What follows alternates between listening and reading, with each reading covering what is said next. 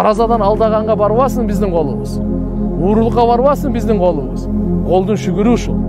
Буттун шүгүрү арам жака баспасын биздин бутубуз.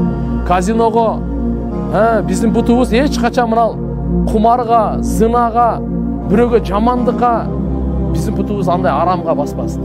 Биздин бутубуз жакшылыкка бассын. Адалдан рызык издегенге, адамдарга пайда жеткиргенге, биздин бутубуз мечитке бассын. Алланын жолуна бассын. Бечаралардын курсагын тойгозгонго бассын. Жетим жесирлердин ошолордун кажетін бүтүргөнгө биздин бутубуз бассын. Бул буттун шүгүрү.